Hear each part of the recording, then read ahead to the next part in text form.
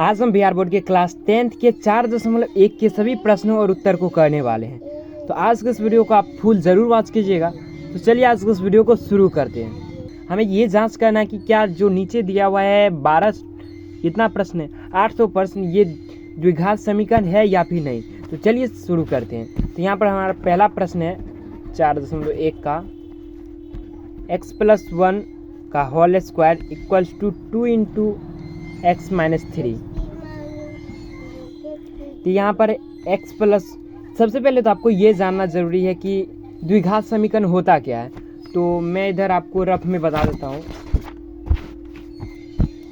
द्विघात समीकरण होने के लिए आपका समीकरण ax² plus bx plus c बराबर 0 के रूप में होना चाहिए, जिसमें a बराबर 0 कतई नहीं होना चाहिए। a does not equal to 0, ये आपको ध्यान में रखना है।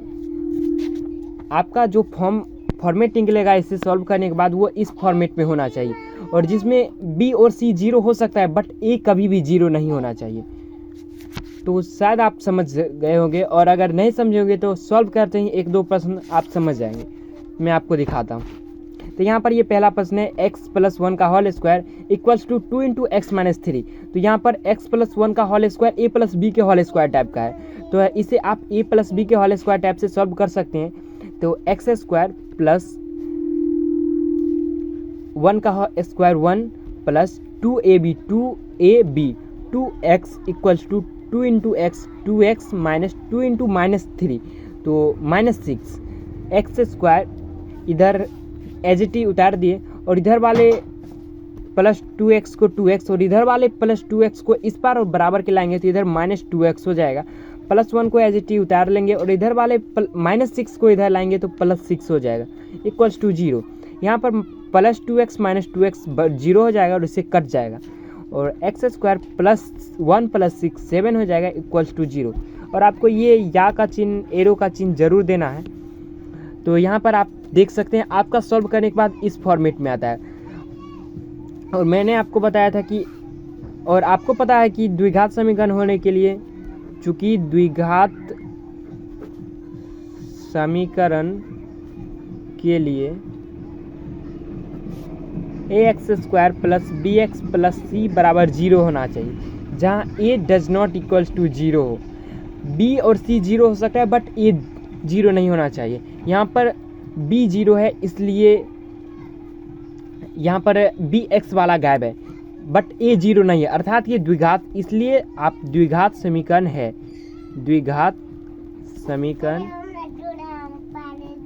है, इस प्रकार से आप सॉल्व कर सकते हैं। और बताना है, सिर्फ हमें ये बताना है कि ये द्विघात समीकरण है या नहीं। तो ये द्विघात समीकरण है।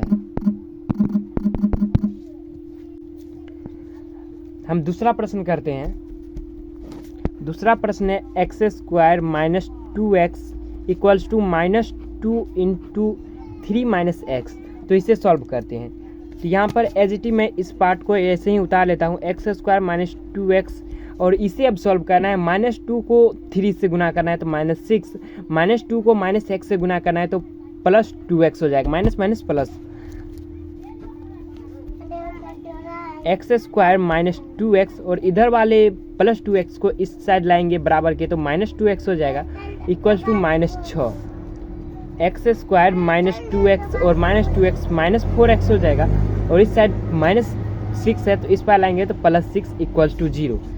और ये भी जो हमने सॉल्व किया तो वो इस फॉर्मेट में आ चुका है, आप देख सकते हैं।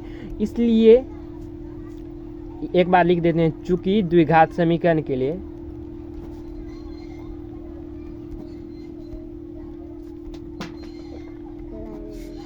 ax² plus bx plus c equals to 0 होना चाहिए, जहाँ a does not equals to 0 हो। इसलिए ये भी द्विघात समीकरण, इसलिए द्विघात समीकरण है। हमने अभी तक जो प्रश्न दो सॉल्व किया है वो दोनों द्विघात समीकरण है।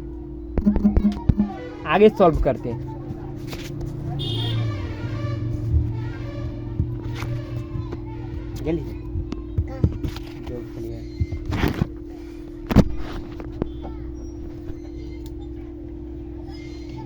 हम यहाँ पर अब तीसरी प्रश्न की ओर चलते हैं। आपको सही से दिख रहा है।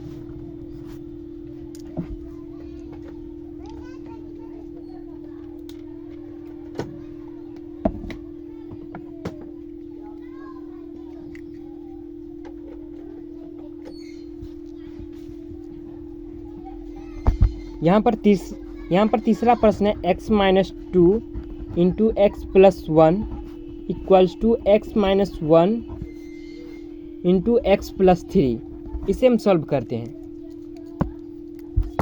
ये दोनों को गुना करने के लिए पहले आपको इस वाले बॉक्स का पहला लेना है और इससे पूरे से गुना करना है, इसका सेकेंड लेना है और इसके पूरे से गुना करना है। तो मैं इसे गुना करता हूँ, x इंटू एक्स प्लस 1 पूरे को इस बॉक्स के पूरे को लेता हूँ और इसमें -2 को इस बार लेता हूँ, x प्लस 1 पूरे को लेता हूँ। और सेम इसी पर इस साइड भी करना है, तो इस साइड भी x को एक बार लेता हूँ और इस साइड पूरे बॉक्स को x प्लस 3 और इधर -1 और इस साइड के पूरे बॉक्स को x प्लस 3। और इसे अब सॉल्व करते हैं। x into x x square, x into 1 x minus 2 into x 2x -2 plus 1 2 equals to x into x x square, x into 3x minus 1 into x minus x minus 1 plus 3 minus 3। और अब इसे मैं सभी जैसे x square वाले और x वाले और नंबर वाले को सभी को एक जगह करता हूँ। तो एक्स स्क्वायर इधर है और इस साइड वाले एक्स स्क्वायर को इस साइड एक्स स्क्वायर लाते हैं, minus x plus x minus 2x minus x हो जाएगा। और इस साइड वाले सभी माइनस को इधर एक बार इस साइड लिख लेता हूँ फिर घटाता हूँ, प्लस 3x इधर आएगा तो माइनस 3x, माइनस x इधर आएगा तो प्लस x और ये प्लस 2 और इधर -3 इधर आएगा तो प्लस, ये प्लस 2 और इधर माइनस वाला इधर आएगा तो plus 3 equals to 0। X square plus और एक्स स्क्वायर माइनस कट जाएगा और यहाँ पर minus x minus 3x plus x, यहाँ पर ये x भी कट जाएगा, एक ठो प्लस है एक ठो माइनस है तो ये कट जाएगा और यहाँ पर हो जाएगा -3x और 2 और 3 5 हो जाएगा बराबर 0। यहाँ पर ये आ गया। और चूंकि हम जानते हैं द्विघात समीकरण होने के लिए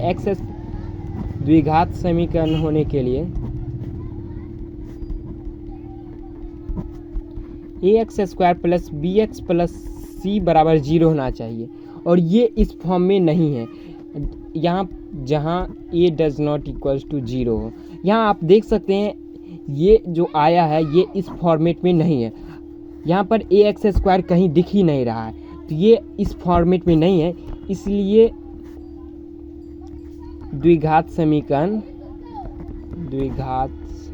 नहीं है।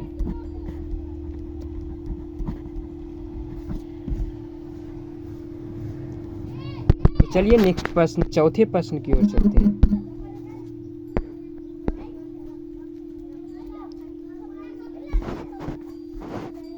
यहाँ 4 नंबर प्रश्न है x minus 3 into 2x plus 1 equals to x into x plus 5।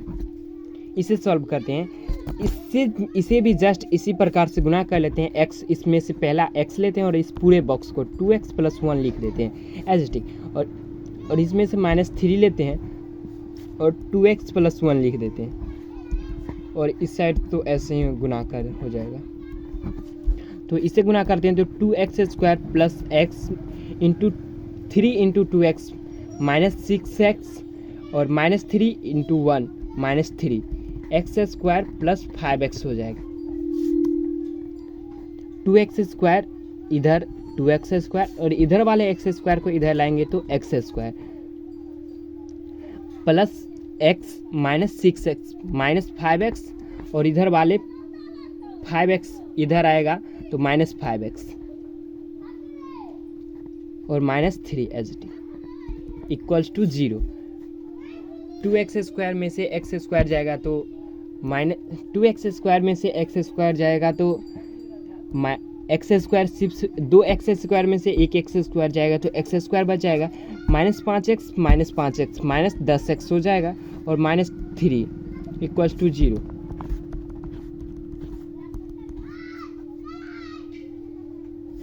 चूंकि हम जानते हैं द्विघात समीकरण के लिए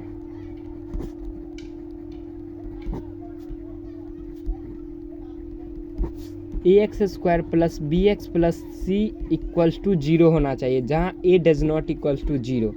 और यहाँ पर आप देख सकते हैं ये इस फॉर्मेट में है, अर्थात ये द्विघात समीकरण है।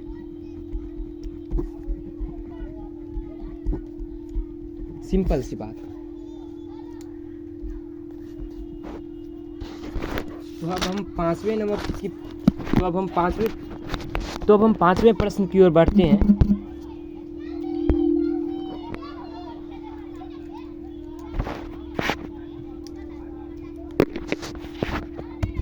यहाँ पर पांचवा प्रश्न है 2x - 1 into x - 3 equals to x + 5 into x - 1। तो इसे हम सॉल्व करते हैं। यहाँ पर भी जस्ट पहले वाले प्रश्न की तरह ही है, इससे 2x को इससे पूरे से गुना करना है, फिर -1 को पूरे से गुना करना है। तो 2x into x - 3 into -1 into x - 3, इस साइड भी equals to x into x - 1 plus 5 into x - 1। और इसे अब हम पूरे को हॉल करते हैं। 2x into x 2x², 2x - 3 into 6x, -1 into x - x, -1 into -3 तो +3 equals to x² - x plus 5x - 5। 2x² इधर से x² इधर आएगा तो x² 6x - x 7x। और इधर वाले को बारी बारी से उतार लेते हैं। माइनस है x, इधर आएगा तो +x प्लस 5x, इधर आएगा तो -5x, और इधर +3, और ये -5 इधर आएगा तो इधर +5 हो जाएगा इक्वल्स टू 0। 2x² में से x² जाएगा तो x² बचेगा, 7x प्लस x -5x। तो 7x में एक x जुड़ेगा तो -6x, -6x में -5x जुड़ेगा तो -11x। 3 + 5 8 हो जाएगा इक्वल्स टू 0। और चूंकि हम जानते हैं द्विघात समीकरण होने के लिए द्विघात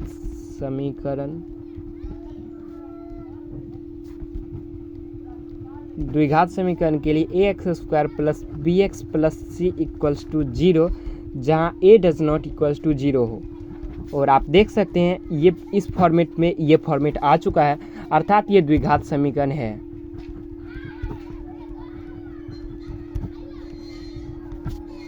ये अब सॉल्व हो चुका है। 6 नंबर प्रश्न की ओर बढ़ते हैं।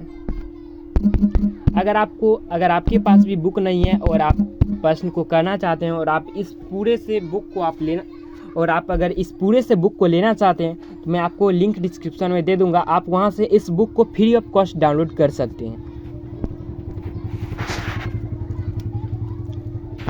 यहाँ पर हम 6 नंबर प्रश्न की ओर चलते हैं। 6 नंबर प्रश्न है x² plus 3x plus 1 equals to x minus 2 का होल स्क्वायर। तो इसे सॉल्व करते हैं। x² plus 3x plus 1 as it is उतार देंगे और equals to a minus B का होल स्क्वायर है, तो x² माइनस 2 इंटू 2 4 और 4x प्लस 2 का होल स्क्वायर 4। x² का x² इधर वाला x² इधर आएगा तो x² प्लस 3x का 3x और इधर वाले माइनस 4x इधर आएगा तो 4x प्लस 1 और इधर वाले 4 इधर आएगा तो -4 इक्वल्स टू 0। ये कट गया और ये 4 3 7x और 1 माइनस 4 -3 इक्वल्स टू 0। और आप ये देख सकते हैं ये इस फॉर्मेट में नहीं है तो हम लिख देते हैं, चूंकि द्विघात समीकरण के लिए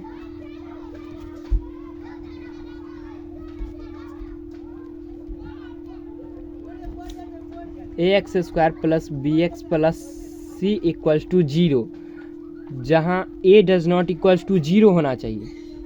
और यहाँ पर a 0 हो चुका है, इसलिए द्विघात समीकरण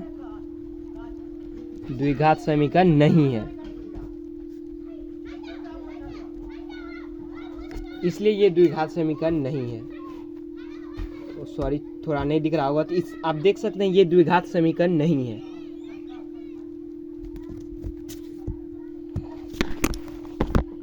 तो हम एक और प्रश्न करते हैं, 7 number.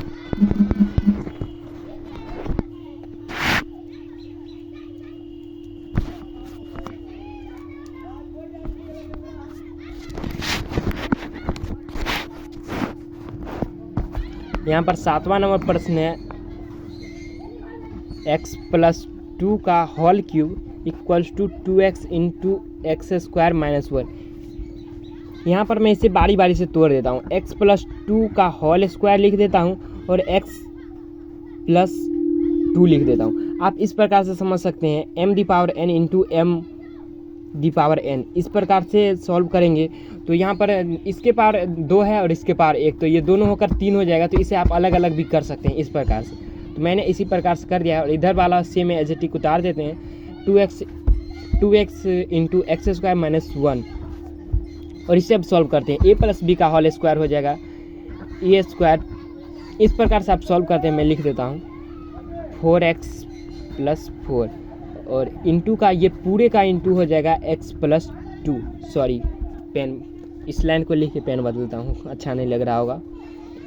2x into x square minus 1,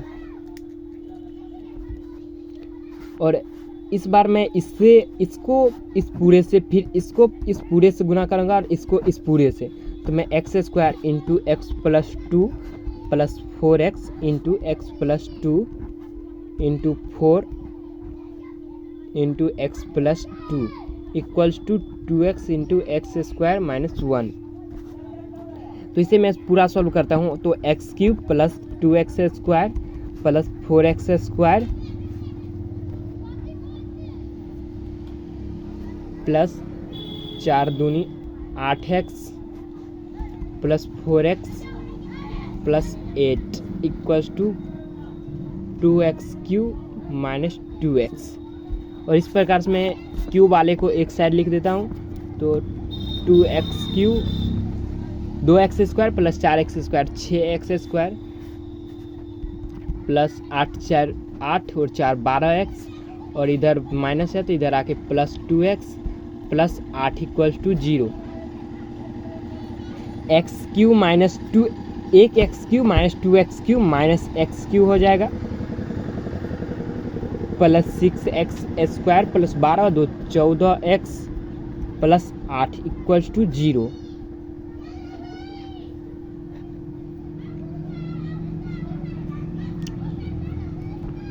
और ये यहाँ मैं बराबर या का चिन्ह दे रहा हूँ, चूँकि हम जानते हैं द्विघात समीकरण के लिए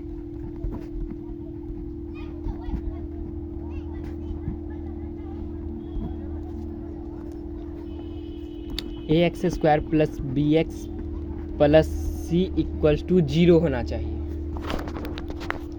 जहाँ a does not equals to 0, और ये a स्क्वायर के रूप में रहना चाहिए। यहाँ पर आप देख सकते हैं a³ आ गया, मतलब ये द्विघात नहीं त्रिघात समीकरण है, इसलिए ये द्विघात समीकरण नहीं है।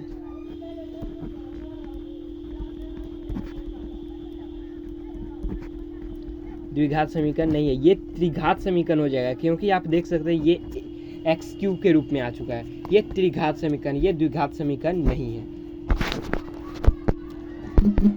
और इस टाइप का सिर्फ एक लास्ट प्रश्न बच चुका है, इसे आप लोग खुद से सॉल्व करके आप नीचे हमें कमेंट में ज़रूर बताइएगा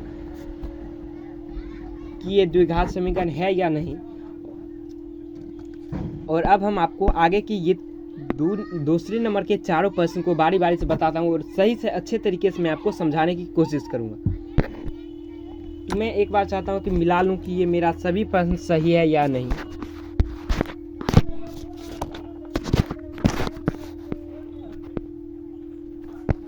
चार दशमलव एक, हाँ 3 नंबर नहीं 4 नंबर, हाँ ठीक है।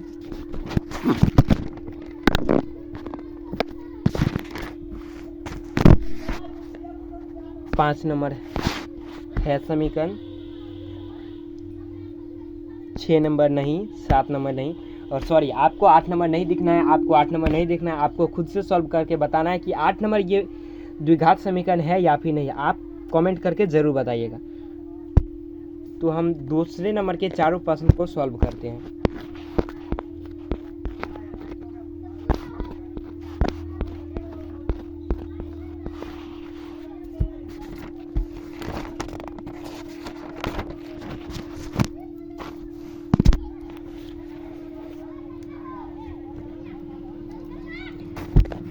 तो यहाँ पर दूसरा प्रश्न है, आपको मैं जूम करके दिखाता हूँ, मेरे पास बुक नहीं है अभी। निम्न स्थितियों को द्विघात समीकरण के रूप में निरूपित कीजिए। एक आयताकार भूखंड का क्षेत्र, इसे सिर्फ मैं आपको बता दूँ, ये इसे सिर्फ द्विघात समीकरण में हमें को बताना है, द्विघात समीकरण में आपको बदल के दिखाना है। तो यहाँ पर पहला प्रश्न है, एक आयताकार भूखंड का क्षेत्रफल 528 मीटर स्क्वायर है। तो यहाँ पर दिया हुआ है आयताकार भूखंड का क्षेत्रफल 528 मीटर स्क्वायर है। क्षेत्र की लंबाई चौड़ाई के दोगुने से एक अधिक है। आपको ऐसे प्रश्न में ये ध्यान रखना है कि छोटा कौन है। यहाँ पर आप देख सकते हैं क्षेत्र की लंबाई चौड़ाई के दोगुने से, मतलब चौड़ाई इसमें छोटा है, तो चौड़ाई को हम x मान लेंगे, चौड़ाई बराबर x मीटर, और लंबाई यहाँ पर बोला जा रहा है दोगुने से एक अधिक, तो चौड़ाई के दोगुना 2x और इससे एक अधिक।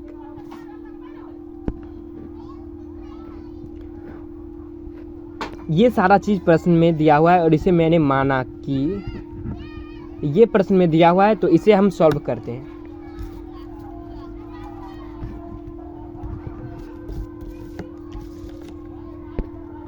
आपको पता होगा कि आयत का क्षेत्रफल क्या होता है। यहाँ क्योंकि दिया हुआ है आयताकार भूखंड का क्षेत्रफल, मतलब आयत का क्षेत्रफल, तो मैं लिख देता हूँ आयताकार भूखंड का क्षेत्रफल 528 मीटर स्क्वायर है। आयत का क्षेत्रफल लंबाई गुने चौड़ाई, तो मैं यहाँ पर लिख देता हूँ लंबाई गुने चौड़ाई, लंबाई गुने चौड़ाई आयत का क्षेत्रफल, और इधर 528 दिया हुआ है, तो मैं 528 मीटर स्क्वायर एजिटिक लिख देता हूँ।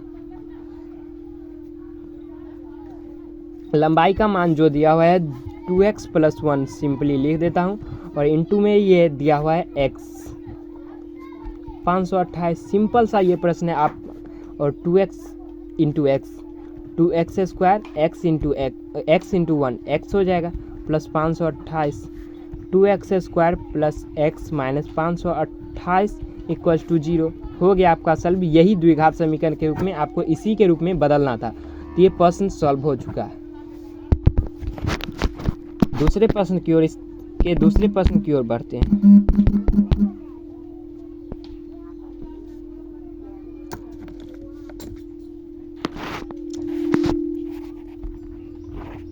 दूसरा प्रश्न, दो क्रमागत धनात्मक पूर्णांकों का गुणनफल 306 है। तो हम मान लेते हैं, माना कि पहला धनात्मक पूर्णांक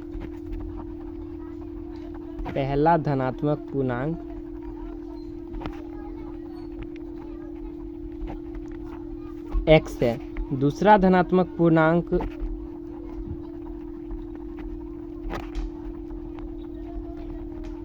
क्योंकि आप देख सकते हैं यहाँ लिखा हुआ है दो क्रमागत, मतलब दो लगातार धनात्मक पूर्णांक है। पहला x है तो दूसरा x + 1 मान लेते हैं।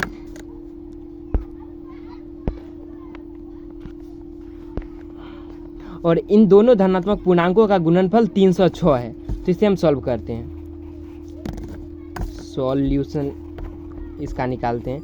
दोनों का गुणनफल 306 है, तो x into x + 1 equals to 306। तो अब इसे सॉल्व करते हैं, x इंटू एक्स, तो x square plus x into 1 तो x इक्वल्स टू 306। इसे सॉल्व करते हैं, एक्स स्क्वायर प्लस एक्स और इधर वाले 306 को इधर लाते हैं तो माइनस 306 इक्वल्स टू 0। आपको इसी फॉर्मेट में बदलना था, तो ये फॉर्मेट आ चुका है, द्विघात समीकरण के रूप में ये आ चुका है। सॉरी, थोड़ा नहीं दिख रहा था।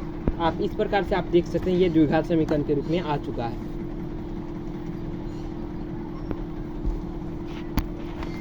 यहाँ पर दूसरे का 3 नंबर प्रश्न है, रोहन की माँ उससे 26 वर्ष बड़ी है, मतलब रोहन छोटा है, तो मैं रोहन को x मान लेता हूँ। रोहन का उम्र बराबर x वर्ष। रोहन की माँ का उम्र 26 वर्ष रोहन से बड़ी है, तो x प्लस 26 वर्ष। उसकी आयु का गुणनफल अब से 3 वर्ष पश्चात 360 हो जाएगी। अब इसे सॉल्व करते हैं। सॉल्यूशन, इसके 3 वर्ष पश्चात मतलब x plus 3 into x plus 26 plus 3, 3 वर्ष पश्चात 360 हो जाएगा, तो 360 इक्वल्स टू। अब इसे सॉल्व करते हैं, इसका द्विघात समीकरण आपको प्राप्त हो जाएगा। मैं सॉल्व करता हूँ, x इंटू एक्स प्लस 26 और 3 29 इक्वल्स टू 3 को इस पूरे से, तो x plus 26 3 29 equals to 360। x into x square x into 29 x plus 3 into x 3x plus 3 into 29 87 हो जाएगा और 360। X square 29 x plus 3x 29 3 32 x plus 87 equals to 360। X square plus 32 x plus 87 minus 360, ये इधर से plus इधर आएगा तो minus में 360। एक्स स्क्वायर प्लस 32 एक्स और ये 360 माइनस 87 7 3 10 8 7 15 273 माइनस में हो जाएगा 273 इक्वल्स टू 0। आपका द्विघात समीकरण प्राप्त हो चुका है। यही द्विघात समीकरण हो जाएगा, यही।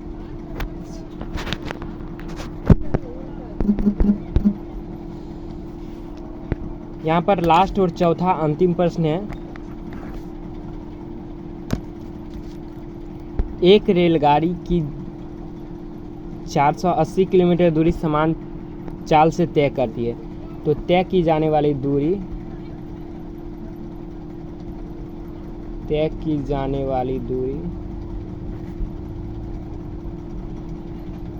480 किलोमीटर है।